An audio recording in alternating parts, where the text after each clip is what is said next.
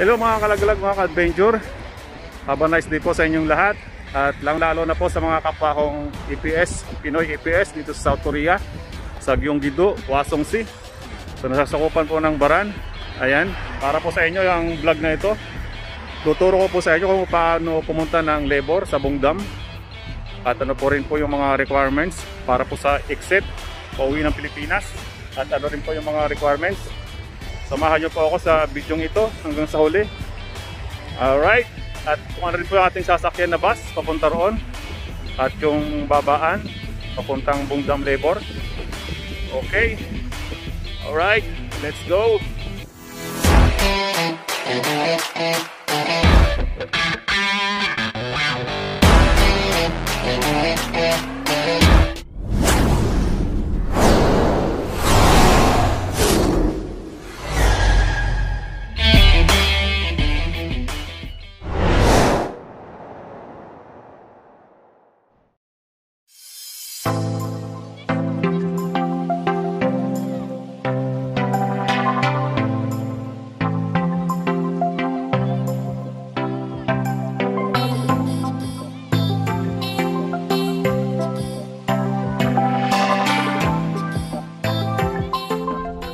Guys, nakasakay na tayo dito sa bus 9802.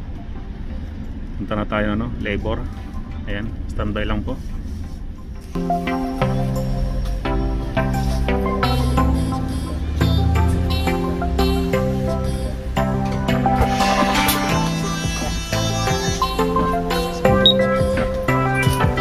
So ayan mga kalagalag, mga Pinoy KPS, nakababa na po tayo. Dito po tayo dito sa kanan. Yung mga gustong sumakay ng taxi, sabihin nyo lang po Dodongbo Goyong Center, Sen2. Ayan, 3,000 won po yung pamasahe.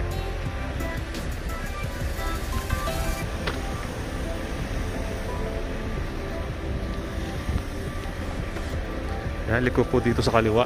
So sakaya ng taxi. Ayan. Tapos kung gusto nyo pong maglakad, balik po tayo rito sa ating binabaan. Diretso lang po natin yung kalyeng yan, yung daan na yan.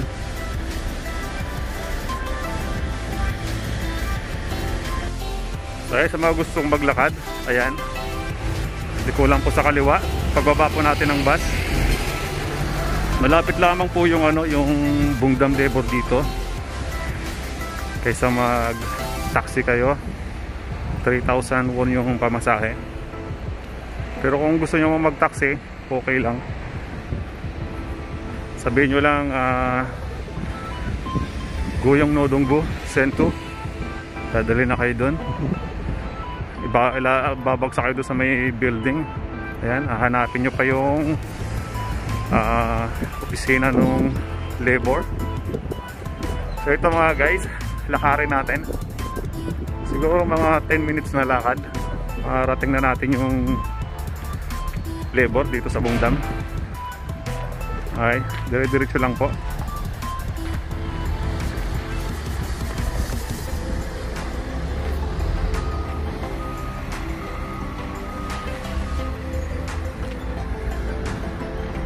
So may nadaanan tayong isang kanto rito.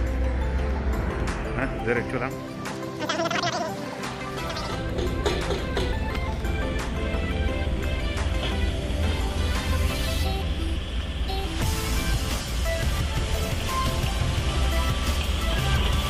Dito rin pala nadaan tong bus na to, JA 157.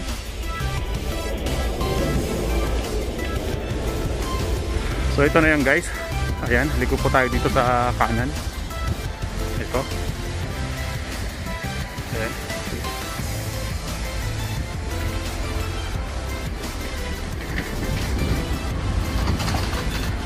Lakarin po natin papuntang labor. Alright, dire-diretso lamang po ito hanggang sa marating natin yung building nung labor. Guys, dadaanan nyo yung Kia Motors sa highway nito. Tapos doon sa kaliwa naman yung building na yun, no? Ayan, basta dire-diretso lang to. Tapos ayan, mayroong isang daan dito. Dito ang daan, ayan, dire-diretso lang. Siguro mga 5 minutes, 8 minutes nandun na tayo. Mabilis kayong maglakad.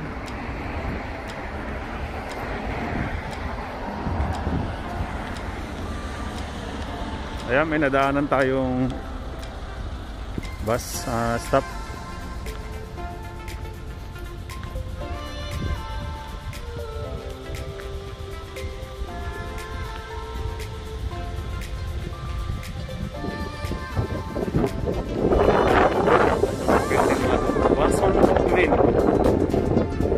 Chiyok Sentu.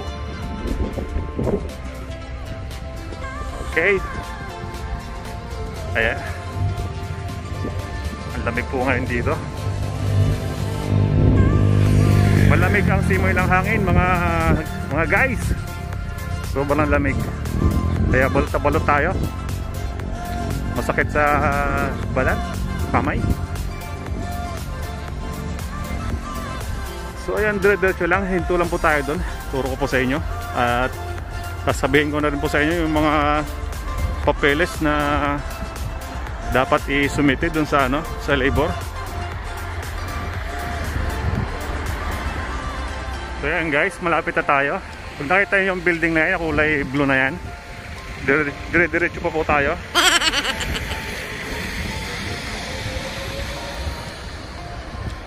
Ayan, tawid tayo dun.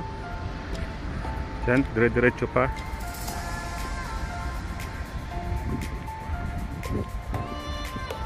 So ayan mga guys, tawid tayo dyan. Dire-diretso pa tayo dun. Isang kanto pa. Tanaw na rito yung building ng labor. Alright, stand by. Tawid na tayo papuntang labor building. Okay, yung building na kulay blue ito, diretso lang po. So yan guys, tanaw na yung building na yan. Yan yung building na yan. Yan na po yung building ng labor. Andiyan po yung opisina ng labor. Alright, malapit na tayo. 10 minutes na lakad. Exercise. Ito na yung mga guys, mga Kapinoy APS. Ayan, yung building na yan. Diyan po tayo pupunta sa labor, 8th floor. Alright, tawid po tayo dito.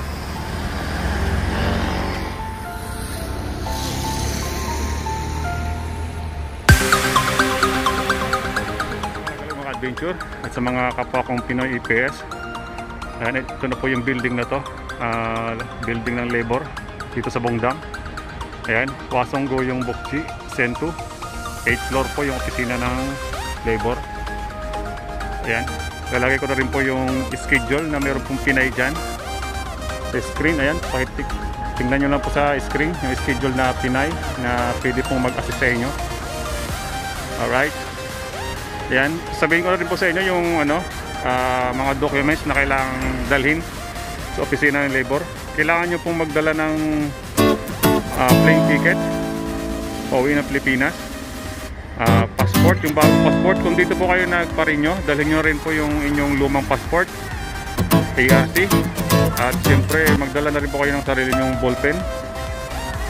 Alright, at picturean nyo rin po yung mga ERC nyo, number ng ERC ng inyong passport, para pag pinasa nyo at binigyan kayo ng papel na pipirmahan, meron na po kayong kodigo para hindi na po kayo matagalan sa loob.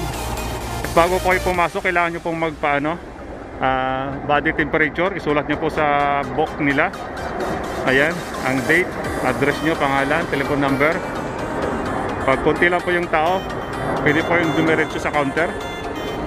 Pag marami po, kuha po kayo ng number, pindutin nyo lang yung worker doon sa machine. Alright, ayan. Samahan niyo ako sa pagpunta dyan ay yung pintuang yan sa Iwon Tawo. Ayan, nakikita nyo po yun. Yan po yung ating pasok. Alright, samahan nyo ako guys, let's go. Diyan tayo papasok papuntang Labor, Iwon Tawo. Ayan, yung pintuang yan. Sundan nyo lang po ako.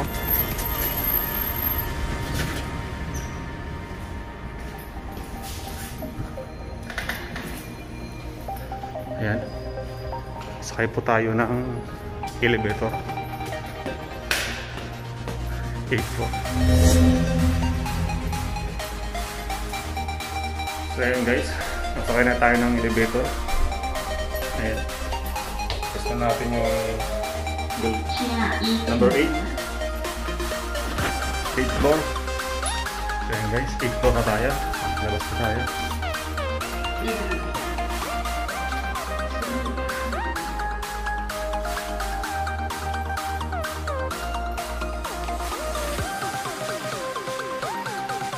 So guys, yung building ng level, foreign workforce, dito yung room.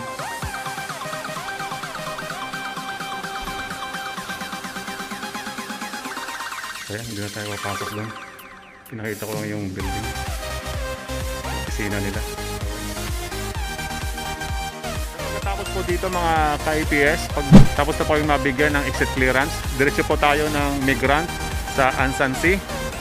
Ayan, balik po tayo doon sa ating pinanggalingan. Sakay po tayo ng bus papuntang Sowon. Sa Sowon Yok, sa train station. Sa Yellow Lane, punta po tayo ng Jongang train station. Ayan, doon po tayo baba. Lalakarin po natin papuntang Migrant, NPS, at saka Samsung. Alright, same documents po yung kailangang ipakita doon. Alright, let's go. 35, puntang Sowon. Kaya tayo dyan. Let's go. So yun nga mga guys, kaya nakababa na tayo dito sa Sowon Yok Market. So ayun po yung AK Plaza. Ayan, punta pa tayo ng train station papuntang Jongang Ansan C. Yellow Lane yung ating sasakyan. Ayan, diretso lang po sa ano, daang ito.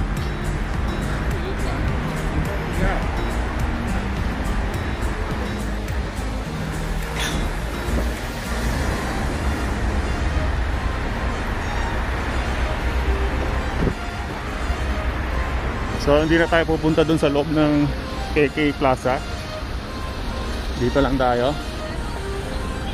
Ayan, diretso lang yung daan pumunta.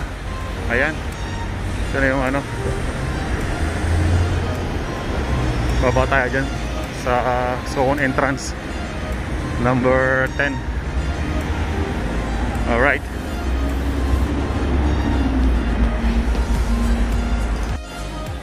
so yun na yung mga IPS. Ayan, Bundang Line, Incheon. Ayan, diretso natin, hanapin natin yung Yellow Lane.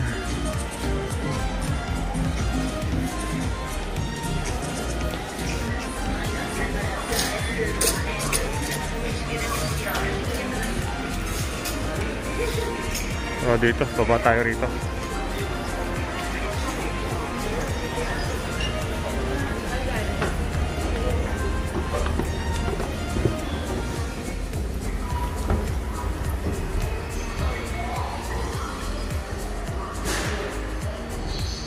So ito na yan. Ay, papuntang Incheon. Ayan, pasok tayo rito.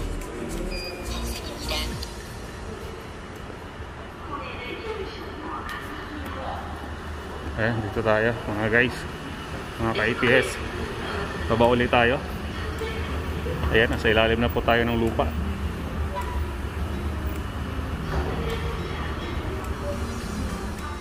Ito yung ating ano, sasakyan.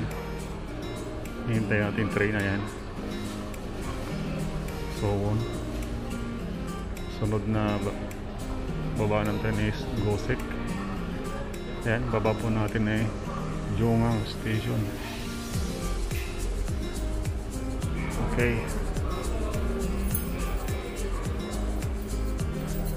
Tayo natin yung tren. Wala pa yung tren.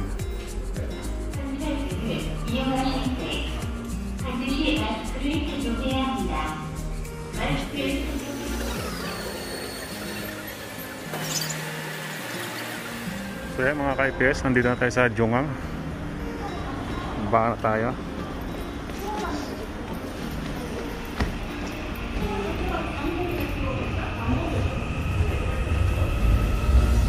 Jungang train station. So sakop pa rin po ito ng Ansansi.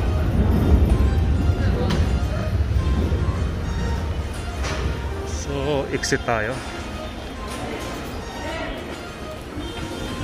Ayan. Exit tayo mga guys. Dito tayo. Yun. So ayan. So dito tayo. Exit 1. Ayan. Samahan niyo ako papuntang Migrant, NPS at Samsung. Ayan. Magkatabi lang po yun. Then tawid po tayo dun sa kabila. Okay. So dito po tayo. Tawid po tayo dun sa ilalim. Mga tawid po tayo dun sa kabila.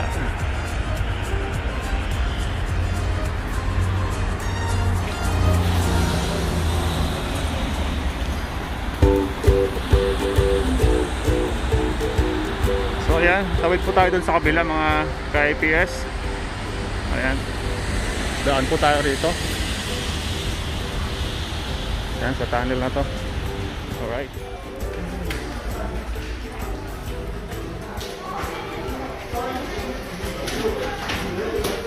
So ayan mga ka-IPS, mga kalagalag. So tayo kanina sa Jungang Yok Station. Train station ng Jungang. Ayan. So ilakari po natin papunta dun sa Migrant office. Ayan, siguro mga 5 minutes. Diretso lang po dito.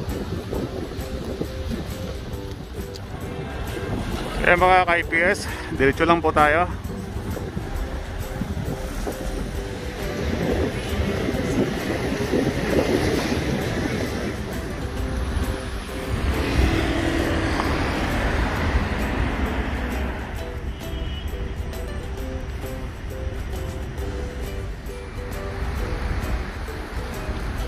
So ayan guys, diretso pa tayo doon. Malapit na.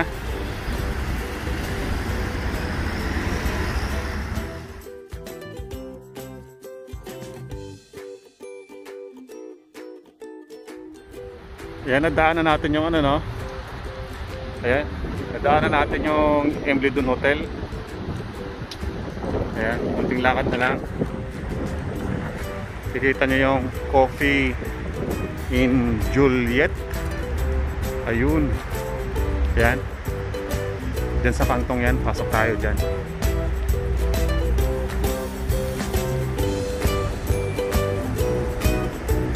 Huwag na po kayong dumiretso doon. Dito po tayo. At hindi rin po dyan sa baba. Dito po tayo. Ayan. Ito yung Coffee ni Juliet. Itong kantong ito. Ayan, diretso lang.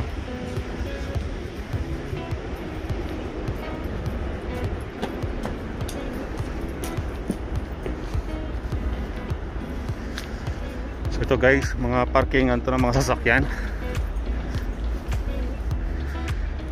Ayan po ang building ng Migrant. Ito na, tinutumbok na natin. Ayan. Third floor po yung kanilang opisina. Alright. Samahan ko kayo paakyat. Pero hindi na tayo papasok sa opisina ng Migrant. Ayan, bago tayo pumasok doon. So, paras lang po ng mga requirements o documents na kailangan yung ibigay sa kanila. yung exit clearance, plane ticket, passport bago, at saka yung luma nyo kung nagpa-renew kayo dito, saka ERC, and number sa Pilipinas kailangan din. So yan, samahan ko papuntang taas, 3rd floor.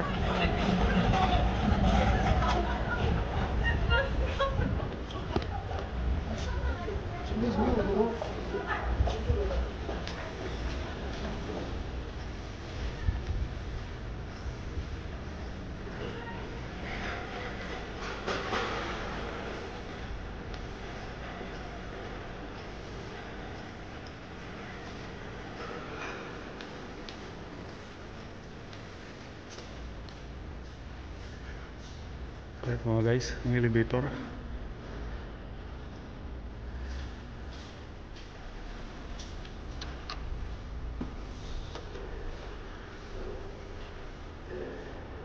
Kaya tayo pa 3rd floor. So pag akit natin sa 3rd floor, sa opisina nila, kailangan yung mag body temperature. Sulat yung body temperature, then sulat yung pangalan, address, telephone number. Saka pumunta sa migrant, sa Pinay migrant. Tanong nyo na kung anong gusto nyo itanong. So ayan, pinipin natin ang 3rd floor.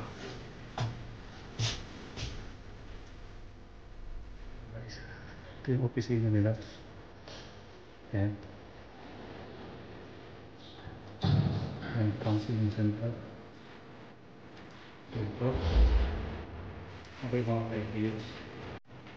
Lang pagpang. Ayan, tignan ko dito yung gate ay yung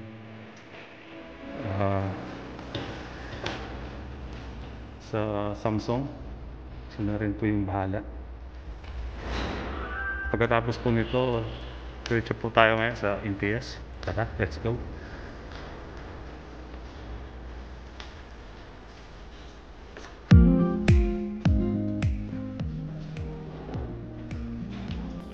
Yes, tandaan nyo lang po yung building na yan. Ayan. At saka doon sa kanto na pinasukan natin, sa coffee ni Juliet. Ayan. Pwede rin po kayong magpakwenta ng TGCom kung dala nyo na po yung resibo, yung last 3 months na resibo. Pwede po kayong magpakwenta ng TGCom. Pagkatapos po ng migrant, diretso po tayo ng NPS. Ayan, same documents pa rin po ang ibibigay doon. Alright, so dito po tayo, daan papuntang NPS.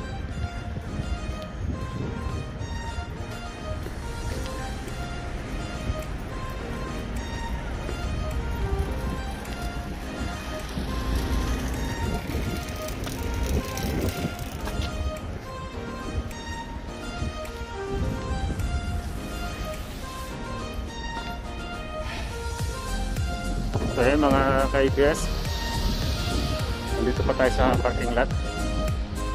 Dito, pasok tayo rito, sit po tayo rito. Ayan.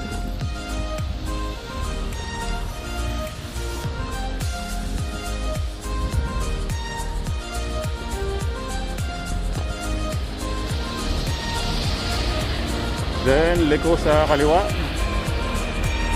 Okay, ayan.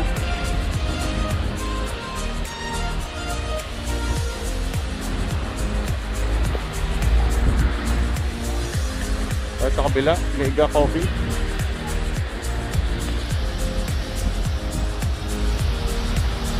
So ayan po yung building ng NPS. Ito na, tatanaw na natin.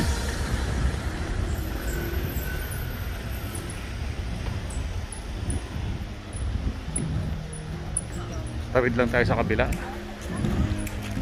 Let's go. Ito na yung building ng NPS. Ayan. Doon po tayo dadaan sa bandaron, sa kaliwa. So So yan mga ka-EPS, ito po yung NTS building. At nasa magkaharapan lang po yan, building ng Samsung. Ayan. Ayan, pasok po tayo dito sa NTS building.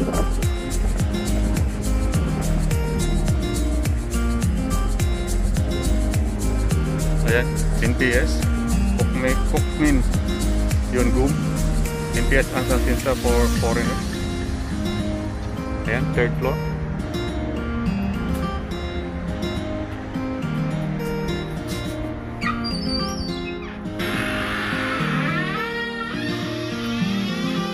Sa yung elevator, third floor. So hindi na tayo agad ng mga kaya EPS. So sana nakatulong ito sa inyo. And God bless us. Thank you po sa inyong lahat.